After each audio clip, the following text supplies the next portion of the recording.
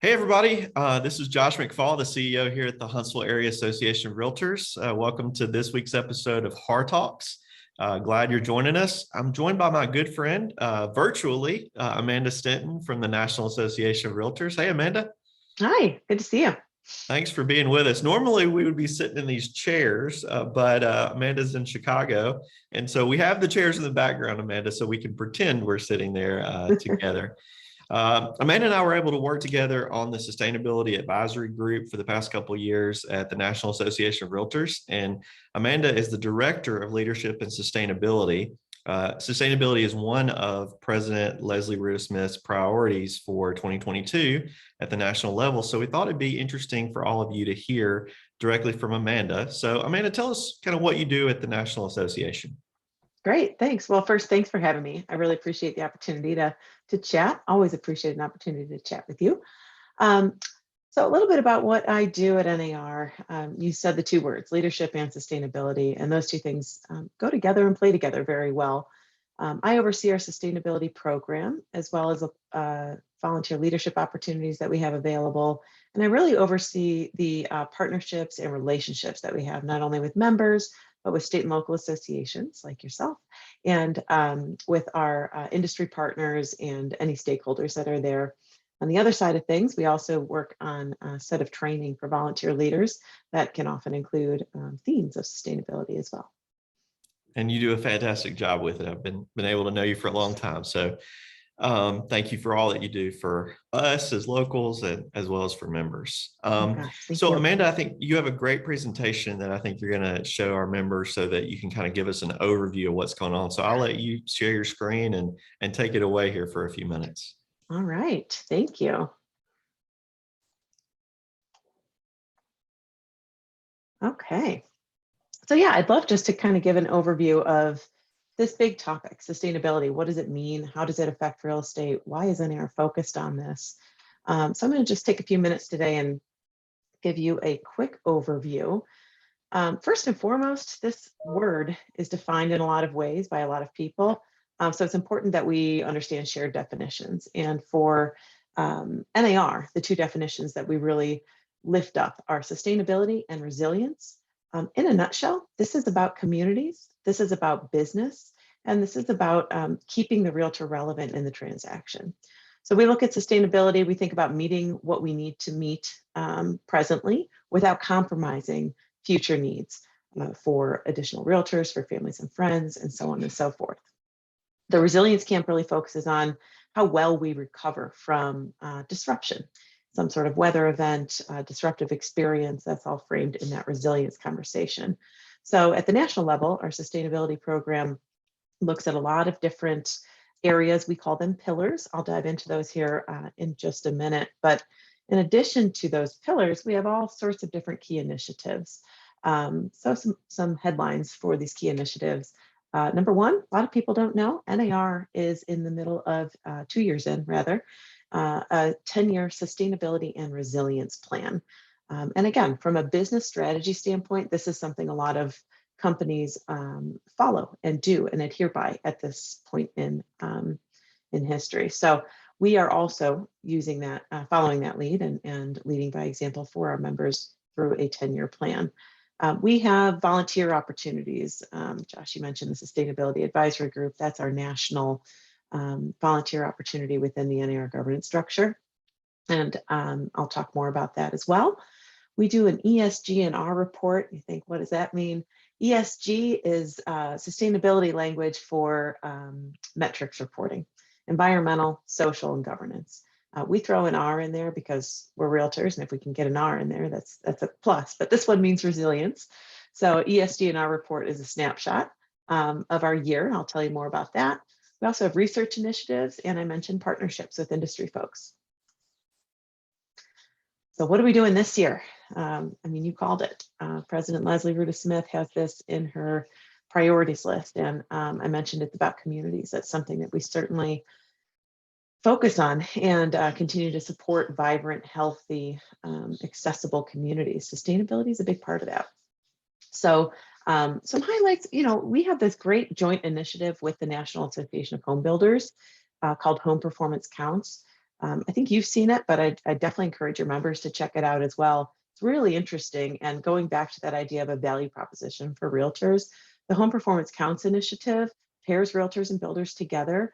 And we offer resources. There's downloadable resources on there. There are infographics on there. But it's really all about this notion of people are asking for the benefits of greener homes, of high performance homes. And realtors and builders have an opportunity, unique opportunity to convey the value of those features. Now, it may not always come out the way that you would expect. Somebody might not come to you and say, can you help me find a green home? But they might highlight something like they want healthier indoor air, or they have moisture issues in their current home. Those all eke into this conversation of home performance and sustainability. So homeperformancecounts.info is the site for that. It's a great place to go. We have a translator tool that's kind of fun to poke through, and what are your clients saying versus what you can do to help. So that's a big initiative this year. We also do a series of tours with that too. So if you ever want to peek behind the curtain and see what is a green home all about, you could do that at that site. I mentioned our ESG and our report, annual report on that one. That's our benchmark of how we're doing with all of this based on the sustainability plan. And then we're also working this year on a state and local toolkit, a way to help state associations and local associations prioritize what sustainability means in their market and respond to the best needs for their members. So that will be coming out by the end of year. It is in full force at the moment, so it's very exciting. We're also working on a course for sustainability. So 1 hour, very high level, simple, concise, professional, and online. So it's pretty easy to access and take at your own pace. But again, that really introduces what this is all about for real estate and how it benefits businesses for realtors. We're just a couple weeks away, moving on to the Sustainability Summit. This is an invitation-only event, but one that allows us to look at all sorts of different issues. This year, we're focused on innovation and energy at the Sustainability Summit. So we'll have a mix of presenters there to a group of invited volunteer leaders and industry partners. And we're giving folks the chance to do some workshopping and put together some strategies for them to take home and implement after the fact. And then finally, we do a couple reports and research studies throughout the year. We just recently, a couple weeks ago, published our residential version of the Realtors and Sustainability Report. If you haven't seen that, you could check that out on nar.realtor/sustainability. And that's a survey to members. We get about 2,300 responses nationwide. And it's a good look at how realtors are seeing sustainability manifest in their markets. What kind of trends are they seeing with clients? And I'll go through some highlights of that in just a moment too. Amanda, those are amazing, amazing things already that you guys are doing with this. So can't wait to hear more. Yeah, great. And like I said, we move fast and furious. So there's a lot coming up, and no plans to slow on this one. And again, this is all driven by the Sustainability and Resilience Plan and our members from the Sustainability Advisory Group. So this is our plan in a nutshell. What do you think of that graphic? This is our 4 pillars. I mentioned environment, social, governance, and resilience. And this is that ESG structure. And the plan is really our barometer in this whole process. How are we doing? It categorizes and separates the different actions and activities that we have, and allows us to really focus our efforts. So starting with environment, this section really provides actionable items from the past year. If you look at our ESG and our report, which I'll direct you to here in a second. Environment looks at positive impacts, reduced energy. So examples here could be our master vision project, maybe at the Chicago building, or general education and awareness building on the topic. That's all falling in that environment pillar. This pillar measures something that we did, that you and I have talked about, is we swapped out all of our LED, our lights to LED, which has saved energy as well as member resources. And we actually challenged our brokers to do the same, had one brokerage office to take us up on that, but just makes really good business sense. So it's cool to see NAR taking the lead to give that as an example out to members. Well, and that's huge, Josh. What you guys have done, that's really what we're working toward at the national level, is ushering state and locals through success stories like that. So if you were to integrate this into maybe pieces of it into a strategic plan or something to that effect. That's a great cost saving strategy, energy saving strategy. That's actionable. That's what this is all about. We do have it as a part of our plan. So we have our 5 pillars that we work on, and efficiency is our 5th one. And so we're always looking at ways to be more efficient, whether that's through resources or timing or things like energy usage. Love it. Love it. Yeah. And however we can help, the association, we're here to do whatever we can. So energy efficiency certainly lives in that environment pillar. Social looks a little bit more at events or initiatives, which it sounds like that challenge that you just mentioned is a good example of a social piece to sustainability planning. At the national level, you've heard about the Food Recovery Network. That's a way that we donate any excess food from our conferences to give back and prevent food waste. So that's a good social component. And then, certifications, conferences, those home tours that we do, those are national examples of that. But if you can think of things at the state and local level that would also fill that need, that would be the social pillar and what that's all about. Governance is kind of like that's a scary word a little bit, but governance is all about introducing or integrating sustainability concepts to your members, to your association, and even to your staff, right? So governance is about not siloing this effort and better integrating it throughout different areas of the association. This is, we see this through President Leslie's leadership. That's a good governance example. We also have a procurement assessment at the national level that helps us identify working with businesses that have more embedded sustainability principles or efforts. Maybe they have their own report. So another example of something that a state or local could consider if they were looking to integrate. But this pillar really shows how we are and can lead forward on sustainability. And then our last one here is resilience, and that focuses on big goals, short and long-term goals that help realtors and communities respond to and prepare for weather events. We're seeing more storms. We're seeing the impacts of that through flooding and damage. And unfortunately, that has a direct impact on the ability to buy and sell homes. So this is something we're looking at. Yeah, living here in North Alabama, tornadoes are a real threat for us. And so it's definitely something that we have to take into consideration. It's a lot of questions we get, especially from buyers who are moving here from out of state, who may not have lived in a tornado-prone area, about the purchase of homes and ways to protect themselves and be ready for storms when they come. Yeah, and tornadoes are tricky, right? I'm in the Chicago area, as you mentioned, and I did have somebody years ago ask me, how do you know? Do they predict that it's coming, and how do you know to react? But when you live with it, you don't. You do the best you can, and then you recover. But yeah, this does impact the industry, and it impacts the business of our members. So we want to prioritize it and find solutions. So at the national level, we do that through grants. We do that through helping with strategic planning for locals. Obviously, we have the Realtors Relief Foundation that can help with post-event information. But really, this is about helping boards, members mitigate risk when possible, but also adapt to changes that are happening. So that's the plan in a nutshell. It's a lot there. It's a massive plan, and it's 10 years long. So we're working bit by bit on this. And if you're ever interested in how we're doing, that ESG&R report is the document that shows our progress. So check that out. I put the URL up there if anyone would like to take a look, nar.realtor/sustainability/ESGR. And this will be an annual report. So we collect information throughout the year. I know a couple of brokerages that are doing something similar as well. I don't know state and locals, but this is also something that could be replicated at a state or local level. It's so great for transparency and also for benchmarking the progress. So thank you for sharing that. Yeah, precisely. So I mentioned that report, that research report, and we had some really interesting pieces from this year. So I just kind of wanted to share this with you today and get the data out there, because data tells a story. A very notable question that we ask in our Realtors and Sustainability report is Basically, have you worked with the purchase or sale of a green property in your market?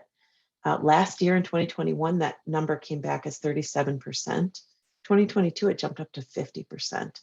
So I mentioned it's a nationwide distribution. It's a wide sample of members. The response rates that we get for the Realtors and Sustainability Report rival the Home Buyers and Sellers Report. So it's a big survey. So we have 50% of realtors saying that they have worked with a green purchase or sale in the past year.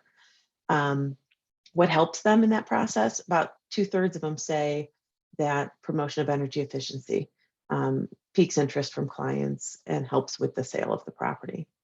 And then finally, about 1/3 noticed that they're feeling a little bit more anxious about the impact of changing weather events on their business. So what we were just talking about, Josh, it seems to be in the headlines more, and how can we better react to protect the integrity of the work that our members are doing?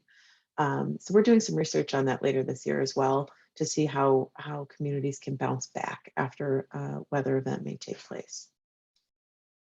So why does this all matter? The reports that you guys see, know, talk about, distribute regularly show a couple of things. Number one, we know a lot of millennials are buying homes right now. They're the biggest group, right? 43%. We know a lot of baby boomers are selling right now, biggest group at 42%.